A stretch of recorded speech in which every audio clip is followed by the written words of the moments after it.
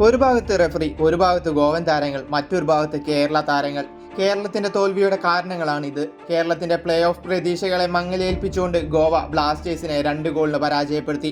46-ാം മിനിറ്റിൽ ഗോരോജാനയും 73-ാം മിനിറ്റിൽ യാസിറുമാണ് ഗോളുകൾ നേടിയത്.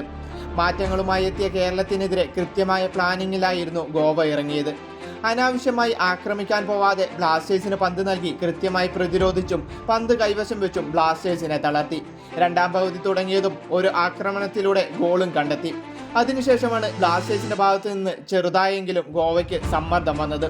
എന്നാൽ അവസാന തേടിൽ ബ്ലാസ്റ്റേഴ്സിന് എപ്പോഴും പിഴച്ചു. അതിനിടയിൽ ബ്ലാസ്റ്റേഴ്സിന്റെ മികച്ചൊരു മുന്നേറ്റം റെഫറി ഇല്ലാത്ത ഓഫ് സൈഡിൽ കുടുക്കി. അതിന്റെ കൂടെ ഗോവയുടെ ഗോൾ പോസ്റ്റിൽ നിന്നും ഗോവയൻ താരമായ കാൾമാക്യുവിന്റെ കയ്യിൽ പന്ത് തട്ടിയിട്ടും റെഫറി പെനാൽറ്റി നൽകാൻ വിസമ്മതിച്ചു. അതിൻ്റെ കൂടെ 73-ാം മിനിറ്റിൽ യാസന്റെ ഗോൾ കൂടി വന്നതോടെ കേരളം കളി ഉപേക്ഷിച്ചു.